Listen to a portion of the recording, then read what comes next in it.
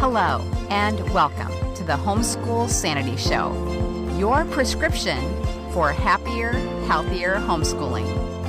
I'm your host, Dr. Melanie Wilson, Christian psychologist turned homeschooling mother of 6. Let's get started. Hey, homeschoolers. I met Phil and Erin Ulrich at the Great Homeschool Convention in South Carolina. I fell in love with their books and with Phil's writing story. I invited him to join me on the podcast to discuss advice for aspiring writers. I know many of you would like to write or have kids who love it. Before I share this inspiring interview, I want to thank my sponsor for this podcast, Voyage Course. Hey parents, if you have a high schooler, then I need just 60 seconds of your time to hear about an amazing program that was designed just for them. Voyage is an online life prep course with 5 dynamic modules. We take students through personal development, career planning, college planning, financial responsibility, and everyday living. They'll learn about purpose, brand, strengths, SMART goals, how to fill out a job application, how to write a resume and a cover letter, how to prepare for a job interview, how to look at their college path, researching majors, filling out college applications, financial aid, scholarships, campus life, financial responsibility, the different types of accounts, establishing and maintaining healthy credit, budgeting their money, personal health, nutrition, navigating an airport, buying a car, and so much more. There's tons of life skills in Voyage that will help prepare students for life. Learn more about Voyage Course at thriveacademics.com/voyage-course. You can also find the link in the show notes. Now for my interview. Here's Phil. Philip, thank you so much for joining me here on the Homeschool Sanity Show. I am excited to get talking about the topic of the day. But before we do that, I would love to have you introduce yourself and your family to us and tell us why you started homeschooling originally. Okay, well, my name is Phil Ulrich. As I'm talking, you'll probably recognize that I'm a little bit of an accent. So I'm originally here. And my wife is Erin. I have 2 daughters, ages 17 and 15, and we homeschool them. My wife and I met as missionaries in Hungary and ended up moving to the States when our first daughter was born. So we kind of had to go halfway around the world to meet each other, but just kind of fairly international family. We started homeschooling, to tell you the truth, I don't know anyone that homeschooled. In Australia, homeschooling is far less common than it is here. I'd never met anyone or heard of anyone, even in Australia, that homeschooled, so it was a very foreign concept to me. But as our kids got towards school age, and Anna and I were talking, she said, I would really love to homeschool them. And it sounded great to me because I loved having them around, and thought of them going off to school was just kind of a little bit heart-wrenching. But I was like, can you really do that?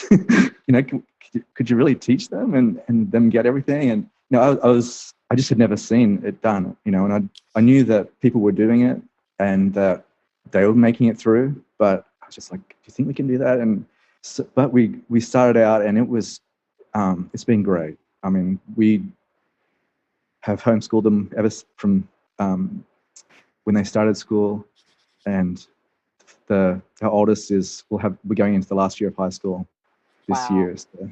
Wow. So I mean, it's definitely had challenges and bumps along the way, but so glad that that's the path we took. Right. Well, I'm not surprised that you're glad Yes. that you took that path, because so many people I talk to, and not just here on the podcast, but families online who decided to start homeschooling because of the pandemic, they're grateful too. Yeah. So it's really a blessing that we have the freedom to homeschool in whatever circumstances come our Yeah. way. And Yep. their curriculums and the communities we've been part of have pushed them far beyond what I experienced in school. I Oh, mean, yes. they were pretty, early on in the high school years. I was like, okay, this is way beyond where I where I got to, like the things that you were studying. Just, I wish that school had been like that for me. Oh, yes. Same for me. But now we have the opportunity to learn along with our kids. But Yeah. we could go off and talk about how great homeschooling is for our entire time together. But I really wanted to shift gears and start to talk about writing and the writing journey. So many of the homeschool families who I'm associated with because of my curriculum, Grammar Galaxy, are very interested in helping their kids develop as writers. So I wanted to talk with you about that because you have had a journey as a writer. So can you tell us what your background in writing was before you started working on the Growly books? Well, I will say, I was in school. I was a very bad reader. I grew up in like a little country town, and walked to school bare feet, and just was always outside imagining things off in a dream world, and got really behind in my reading. And when we moved to the city, and I was way behind, like years behind, and had to just they gave me piles of books to read every day that I had to try and catch up what I'd missed, and really grew to hate reading. And I never really got in high school. I was really struggling as a reader, and my English teacher, he said, "What if I gave you a book just to read for fun, no assignments?" I was like, I don't think I will enjoy it. He said, "Just give it a try." And so he gave me The Hobbit, and I took it home and just loved it. And from then on, just couldn't get enough of books, reading for fun. And I think that's really where I would say I started, but I think a lot of people would start, if I was going to say, where do I start being a writer, is just get a love for reading books. Find a genre that you really like and enjoy, and just read. And the way they write, the way they think, it starts to get into your subconscious, I think. And so when you do actually start your own story, you'll have it's like learning music. You will have some of the techniques just there within you. Not that you're stealing someone else's techniques, but they'll just become part of you telling your story. So that's where I started. On leaving school, I did a lot of music. I really wrote songs, and I think in doing that, I really learned a lot about words and rhythm, which I found as I wrote my first book, played a huge part in telling a story well, or in an interesting way that has your own style. Was the rhythm of sentences. How does it feel like when sometimes a sentence just doesn't feel complete, it needs a few more syllables, so I think I used to see songwriting and story writing as very different, but I do see that there's something really musical about writing stories, or there can be. I mean, you can write a story and just have the facts, have what this happened, this happened, this happened. But I think where the mood of the story comes, and the atmosphere comes, is there's a rhythm and that sometimes it speeds up, sometimes it slows down, that you can use in storytelling that is really musical. I studied film and television production, and so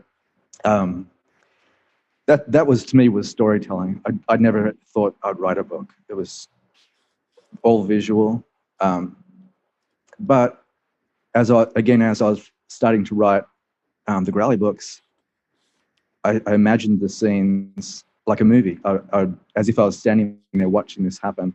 And so I think that not everyone thinks that way, but for people who love movies, it doesn't mean you can't write a good book. Because if you can imagine a movie in your mind and then find a way to explain that to someone,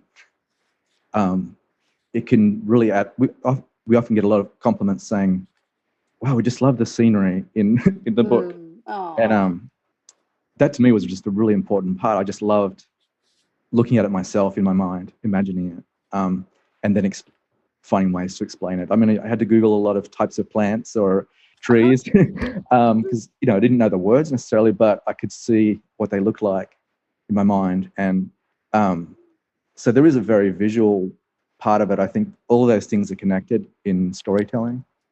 But yeah, I had never attempted really writing much at all as far as a book or even short stories until starting with Growly books. So yeah, that was my journey to doing it. I love how you described it. I mean, you described it like a writer. I'm just going to tell you. But I have to be honest and tell you that I was so touched when you said you had a teacher who said, "What if I gave you a book to read with no assignments attached to it?" That moved me so much, because I think it is such a tragedy when we remove the opportunity for a student to enjoy a book because we do associate it with, a lot of boring assignments. We should absolutely be giving our kids reading for the joy of it. Yeah. I understand that, we want to give assignments, especially as our students get older, but there has to be dedicated time to reading for enjoyment. Otherwise, our kids will never read for enjoyment. And we know that reading for enjoyment, it's not the highbrow literature, but it is the fiction reading that kids do that gives them all the academic and even life and relationship benefits as they grow. So I just had to do an editorial interrupt there. On that subject, I mean, I went back after school. I probably read most of the books that were assigned that I just never, read the Cliff Notes, or I went back and read them for fun and really enjoyed them and got a lot out of them because I'd acquired a taste for reading, and even just I like reading manuals and encyclopedias. I just got an enjoyment for reading, but I had to get that first. Yes. Yes. Otherwise, I hit a wall every time I faced a book. So. Right. And my husband was the same. He finished college and became a book salesman and was selling K-12 books to librarians. And, he finally decided that he wanted to read what he was selling. So he became an avid reader and loves books now, loves reading. And so it's never too late. So even if you have an older student who just doesn't love it, don't give up and help them find books that they love to read. Okay, so now I want to get back into our topic. This is something that's near and dear to my heart. So thank you so much for sharing that. Yeah. So with that background, then, why did you start writing the Growly book series? Well, I guess when I gave my heart to the Lord, one of the clear things I sensed, because I was like, what do I do with my life? And one of the clear things was kids entertainment, and it made no sense at the time. It was just one of those things that I just really knew the Lord was saying that. And I had come out of a background that definitely wasn't kids entertainment. It was, and I went into missions for a long time. And when we came back to the States and our kids were young, I was just out mowing the lawn one day, and just was like, okay, you need to get started on that now. And so to me, it had always been music because that was what I'd done, what I was familiar with.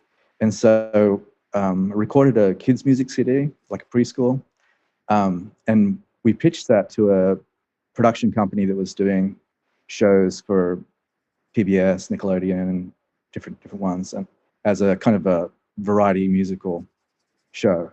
And we were about to kind of go down that path. And really just didn't feel a peace about that road, and so we stepped out of that, and we're like, okay, what was all that about, Lord? Mm-hmm. Like we felt like that was a place, and the doors really opened, but we just didn't feel a peace about it. And it was a couple of years later. There were a couple of characters in those songs. One was Growly, and another was Chippy, and they were very different characters. Their part in the show was very different, but that was where the names came from. But a few years later, I was going to sleep one night, kind of had this little dream, and it was about this bear that walks into this village, and he's just curious about what's going on. Like there's a farmer digging in the field, and he's just curious. He wants to try what digging is like, and so he goes over and asks, motions to try and dig, and the farmer thinks that he wants to help, and he's thinking, wow, what a kind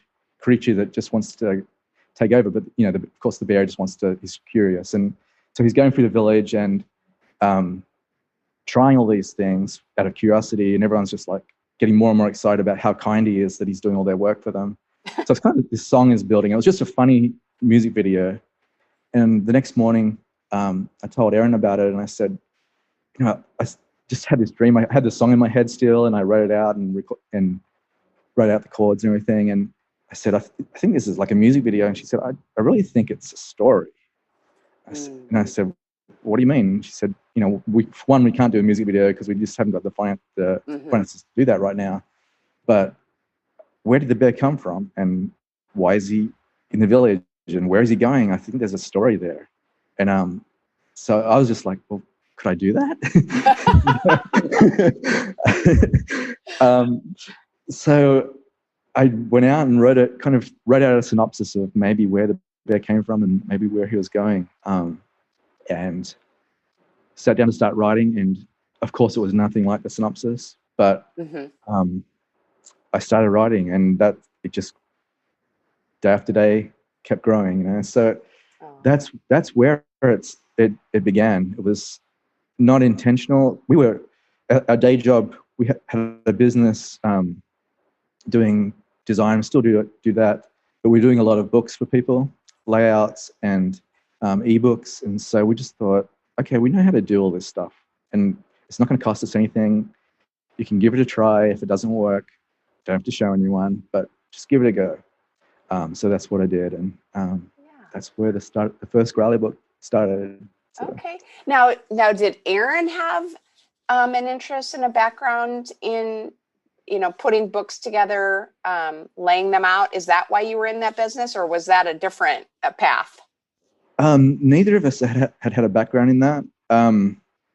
But when we did the music CD, she had started blogging as well. Kind of with the thoughts of, okay, we'll connect with other parents with young kids. But she's a great writer. I mean, she's very talented. And so she had a blog, and other bloggers had asked her to help design their blogs. She's very good with coding and all that kind of thing, just self-taught. And so after a while, we had a blog design business, and I'd had a background in, or had done a lot of graphic design, visual graphic design. Okay. And it was kind of the era where ebooks were getting very popular. And I did a cover, and we put together an ebook for someone, and it was very popular. And from then on, we're doing it full time for many years. So it was kind of, everything was self-taught. And still is. That's just something that's always changing. But she actually wrote a book about self-publishing before the Growly books. Oh. So she's the she's the writer. I mean, I'm a storyteller and I'm learning writing, but she's a writer. Well, When she saw the first chapter that I had written for the Growly books, the whole thing was one paragraph. I just had to get the story out there somehow, and I wasn't going to think about anything. And she just said, she said I couldn't hardly breathe. She said, she said it just was almost too much for me to look at. Well, I love that so much, because there is a lesson in Grammar Galaxy where the paragraphs on paragraph planes, they're overcrowded, and so they become, documents are one long paragraph. Yeah. There are no breaks, and so that just cracks me up. But yeah. You are leading me to my next question, which is, what did you have to learn then as a beginning writer? Because you were a beginning writer with developing the Growly books. Well, I'll say I felt like, well, I don't have to learn it because Erin's going to fix it, because she's an incredible editor. But what I learned was all those rules are there for a reason, and there's things I'm trying to communicate that I can sit there and try and explain it to her, and it just takes a lot of time. Whereas if I can learn the language, same as in music, if I can learn the right chords to play, the right notes, and show it to someone, it saves a lot of time. And so, and it makes me more effective as a storyteller and setting scenes. So that was a big thing. And it hasn't been, well, I've taken a course. I would like to. I haven't had a lot of time to, but it's been, she was really gracious to explain, what she was doing as she was editing, and looking through what I'd written, where I could say things in a better way. And I got better at listening to her and remembering. And so by the last book that I'd written, was doing a lot better in that area. So that definitely, just grammar has been a big part of it. Let's see what else I had learned. Big thing I learned from the beginning was, don't wait for it to feel right, because it never does. I don't know that there was ever a day before I started writing, where I really felt like it, or felt that it was going to be a good day of writing. I always felt like it's going to be a disaster and I'm going to ruin it today.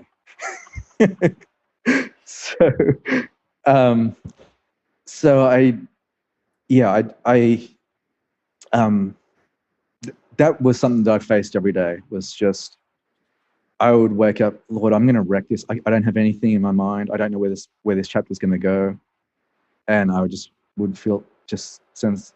This is what I felt like as I would pray would be, just write the chapter title. Okay, do that. Okay, what's first sentence? How does it start? Get that down, and after a while, I would realize I'd be at the end of the chapter, and there was characters, events had happened that I'd never had in my mind before then, had appeared. And I think a lot of times you feel like you have to have the whole story and every chapter, every scene in your mind before you launch. And I think you never will write a book if you do that.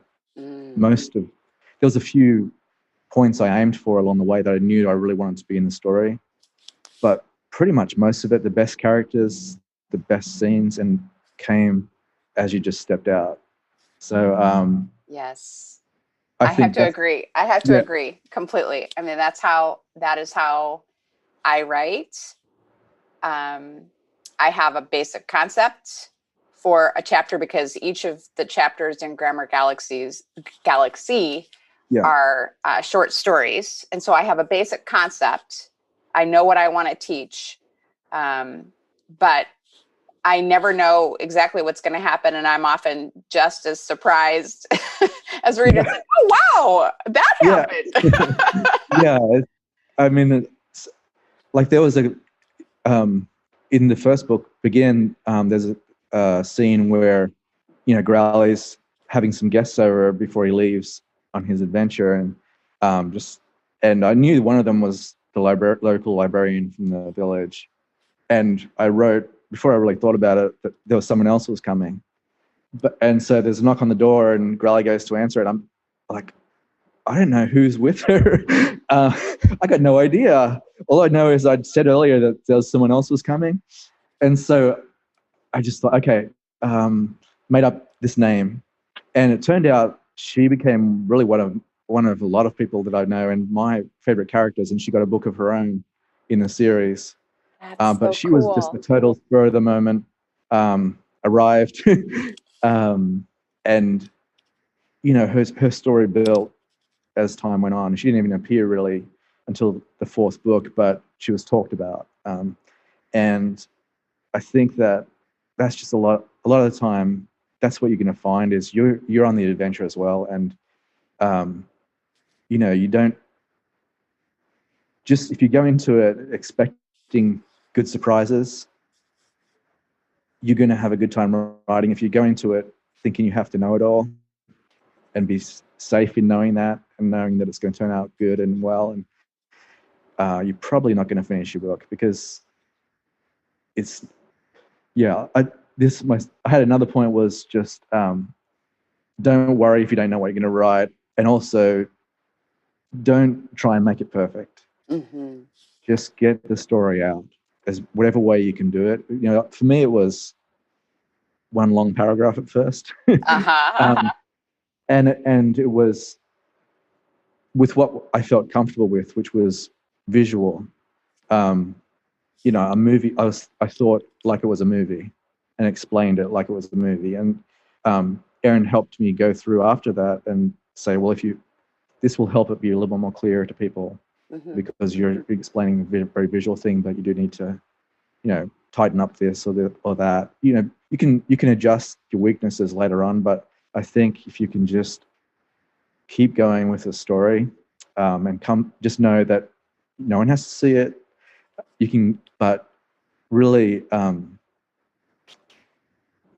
you can just get stuck and stop thinking it has to be perfect before you move on. Mm-hmm. And also another thing I'd say is find someone you trust, but don't show it to a lot of people, mm-hmm. and get a lot of opinions, because the story is not done. They're just seeing a small snippet and they're comparing it often to books that have been through 5 or 10 edits that are bestsellers by, right. And, it can really discourage you unnecessarily, because who knows what your story is going to be by the time you reach the end and have gone through the process of really refining it. Mm-hmm. Just early on, just really guard that. Yeah. And, the grammar, even though I'm the grammar person, the grammar is not primary when you're writing a story. That is the icing on the cake. When the cake is baked, then the grammar can be tweaked, right? Yeah. And something I learned too, you get better at those things that you're weak at as you go along. And I would definitely say, if you can get it as good as you can in the first round, then it makes the second round a whole lot more fun. Right. There's not so many red streaks and, like in editor's notes. But yeah, I think it is more important to get the story out and then to have someone with editing strengths who can look at it with perspective, because sometimes this is something Erin would say to me too, is you think you're explaining this, but it's in your mind and you think it's been explained because it's in your mind. But for other people, they're starting on a blank slate. Mm-hmm. So you have to over-explain some things that would seem to you to make total sense, or, as you said, so that's why it's so important to find someone outside of you. Mm-hmm. So, and really I would suggest, even if you're married to an editor, and find someone who's totally as well outside of your family, outside of, because they can give you a perspective that, again, is different from someone who's been hearing the bits and pieces as you've gone along. Right. They just look very objectively and can tell you what you're explaining and what you're not explaining, because you can easily. I found that I was so surprised at how easily you think you've explained something or you've described something, and to someone else it just doesn't make sense. Or it's not clear. Yeah, and I think every homeschooling mom who's listening to this knows exactly what you're saying. I think I've been clear, like what you're supposed to do, but apparently not. Exactly. Well, I feel like you've already given such excellent advice for aspiring writers, but do you have anything else? Like if we have a young person who is listening to you and they would really like to write and publish their stories, do you have any other tips for them? Yeah, I would say this. For one, I think, a good start for doing it. I think writing a synopsis is a really good step, because I think it helps if you've got a story worth telling, even if it totally changed. For me, I'd say write a synopsis, but be willing to let it go as you start writing, because that's what happened with me. The synopsis I started with, almost everything is completely different, turned out. And that was just part of the journey I went on and the adventure. But I think doing it gave me the confidence of, okay, I see a story that has beginning, middle, end, that could really be a good story. And it gives you that. I mean, you want to go out with expecting surprises, but also I think you want to go out with the confidence of knowing, I'm gonna finish this. Mm-hmm. And I think a synopsis will help you do that. I would say, think of the essential points of the story and the scenes, because that's what really helped me. Was I knew there was certain scenes I wanted to get to that were going to be really key in the story. And there were chapters in between where I had no idea what was going to happen, but I knew where I was heading. Mm-hmm. And it wasn't so far away that it was like, wow, that's the end of the story. It was like, no, I've got another 3 chapters, and I know this scene is going to happen. And so as I was writing those other chapters, there was kind of a build, mm-hmm. that natural build, that I knew I was heading to this point. And things, surprises came, but it wasn't totally without a framework. Because I think when you do have some boundaries, it helps you. It really helps than mm-hmm. when everything is just totally unlimited. I think. Let's see. Write as consistently as possible. Again, even if you don't feel like it. When I'm writing a book, I try and say, you can't do it every day, but I try and say, okay, Monday to Friday, I'm going to do at least an hour every day. And I'm going to do it. Really, for me, I say I'm going to do this at this time. Because otherwise it'll get put off and you'll get out of rhythm and you have to go back and try and remember where you were. And I think mm-hmm. that it's so much easier if you have a mindset of, okay, I'm writing a book, and you've got that atmosphere around you and in your mind. Another thing I'd say is count the cost. And I'd say that count the cost of writing the book, because there is a lot of mm-hmm. time that's going to go into it, depending on how you publish it, finances as well. But also count the cost of not writing the book, because I think there is a real cost of, and I'd say this for parents too, you might have a story that you're saying, well, I meet people all the time, I always wanted to write a book. And to me, it's like, okay, then there's a cost in not writing that book, because maybe you're supposed to write that book. My grandfather wrote a manuscript, and it's incredible. Like it has so impacted me, and I hope to be able to publish it one day. but he sat down and wrote it, not knowing who was going to pick it up and read it. Mm-hmm. But it has so moved me, and so still every day. I mean, I wouldn't say every day, but often it will come to my mind parts of that story. And so writing your story doesn't just. There are so many different forms of ways that story could be used, and especially these days. I mean, 40 years ago, it would have been you had to go through a publisher to try and get your story out. There wasn't really any other way, or sit around a fire and tell it. But now there's blogs, there's traditional publishing, there's ebooks, there's there's growing ways of your story getting out there to millions of people, possibly, with very little cost to you. It's great to have a in-the-hand paper book, and I love that. My kids didn't want to hear the Growly story until it was a real book, which meant it had to have a cover, and like it had to be the finished. And so, but I totally get that. But we forget that stories are having impact every day in all kinds of different forms, and a paper book is just one of those. So I would say, just if you have a story, I'd say, because you could say, well, I could never write a book. It's just I haven't got time. But okay, an hour a day, which you could take away from scrolling or from TV show. I'm not saying those things. I mean, I know you have to unwind, and people have a lot going on.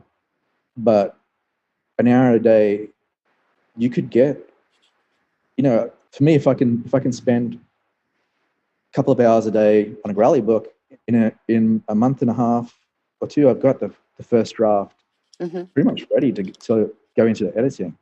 So a month and a half, and you could have something that could impact someone, or could be blessing to someone, or who knows how your book could be used, or the Lord could use what you write down. So I'd say count the cost of doing it. Yeah, it's gonna take you time. It's gonna take effort, heartache, embarrassment.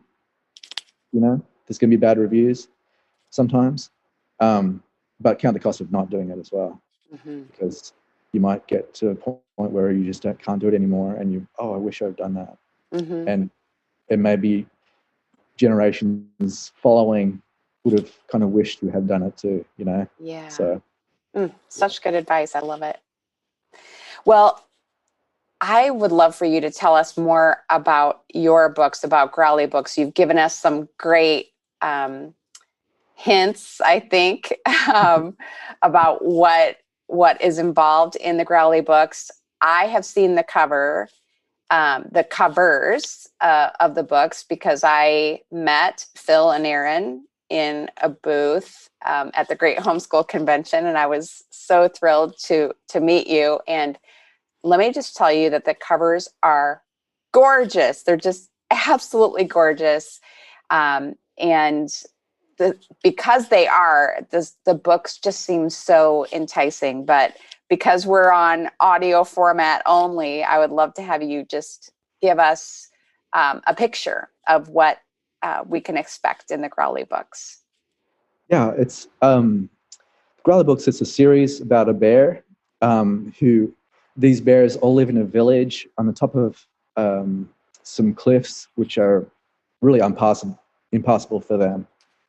So they've been there for almost over 1,000 years in this village, generation after generation, never going beyond. But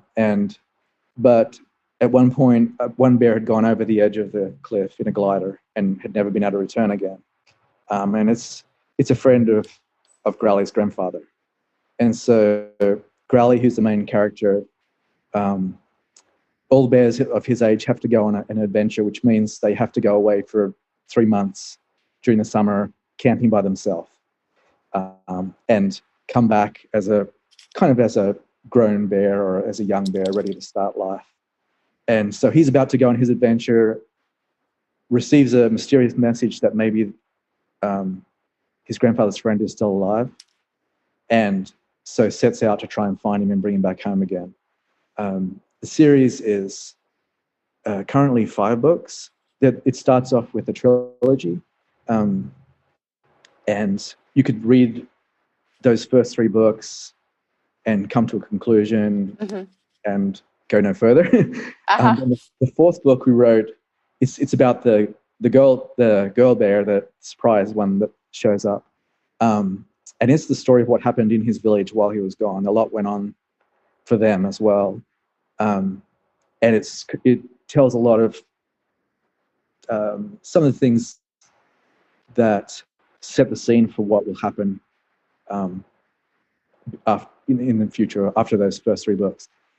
And then the 5th book, which came out at Christmas time, is the start of another, I won't say trilogy, because I always say we'll do this, me and Erin says, don't promise anything, because don't say it's going to be this. So I'll say there is another book that will follow this one at least, which tells some more of Growly's story. So it's got themes of courage and perseverance, friendship, and the reading level is probably about 8 to 12-year-old, but a large majority of, or a large percentage of our readers read it as a family, read aloud. There's no villains in the story, which I was as I was starting to write, I said to Erin, I don't think there's going to be any bad guys in this story. I said, or even anyone really mean, or I feel like it just doesn't seem to fit. And I was like, well, can you have a story like that that is interesting that doesn't have that? So it kind of got to be a challenge for me. Right. And really the challenge for Growly is the environments he has to travel through, and time, and just trying to solve where this bear might be, and and how to get him back home again. So so there's a lot of action, a lot of mystery and adventure, and it's a kind of what I love visiting as I'm writing. Sometimes I'm like, it's like a breath of fresh air to go to a beautiful world. I mean, it was fun for me to just exaggerate the landscapes, make the mountains taller than anything we know, or make the oceans wider, or the jungles deeper and the trees bigger. But it's also a place where the characters treat each other with respect and kindness and really try to help each other. And so for me, it was just like a bit of a breath of fresh air. Right. I'm going to go in Growly's world for a little while. We can all use a little of Growly's world. Yeah, just with Growly for just a little bit. Yes. Well, you are going to generously give one of my listeners a copy of your books, right? So I'm so excited about this. Yeah, well, I'd like to give just a personally signed set. So we sign it to your kids if you let us know their names, with bookmarks and some frameable illustrations. Our illustrator, Annie Barnett, is just incredible. I mean, you mentioned the covers, but she just really captured. We didn't know how to work with illustrators. We just sent her the story and said, draw how you think it might look like. And she sent back just like a rough cover sketch of Growly. And it was just like from behind, it's the Growly you see on the first book. He's facing out into the jungles, and you just see him from behind with his backpack. But from the first time I saw that image of him, it's like she got it exactly, Yes. So in the interior illustrations as well, just really captured the style, the type of writing. The book, Erin said, I started out with the Growly books were going to be kind of a quirky comedy, a little bit edgy, not as edgy, but just kind of like with robots and, like it's just kind of a funny, weird thing. And it turned out to be, she said, this just feels old-fashioned, like a old-fashioned story. And it really is. I was surprised by it, and just it was very, very different than what I started. But Annie really captured that in her illustrations as well. Just a really simple, innocent look to it, So, yes. Yeah. Well, I know my listeners are wanting to get a look at these books and get their hands on them too. So where can they do that? How can my listeners connect with you and find these books? They can get a website, go to our website. We've set up a special page there for Homeschool Sanity listeners. It's thegrowlybooks.com/sanity. So there'll be a special page there with information about the books, with links to freebies. We've got maps and illustrations and activities they can download, videos they can watch. And we'll have some special deals on there as well. We're putting together some bundles just for your listeners. And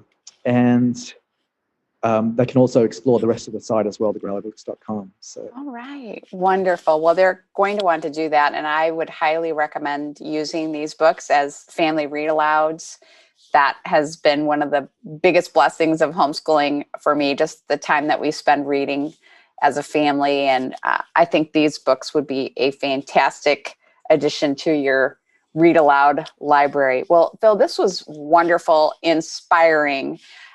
Thank you so much for taking time out of your busy writing and convention schedule and summer to share with us. Oh, it's been great. Thank you for inviting me, and I've really enjoyed it. You can find links to freebies, information about the Growly books, and some special offers at growlybooks.com/sanity.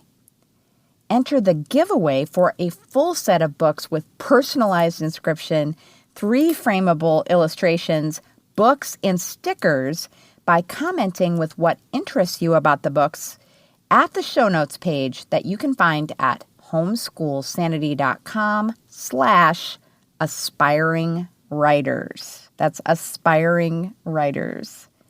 Thanks again to Voyage Course for sponsoring this episode.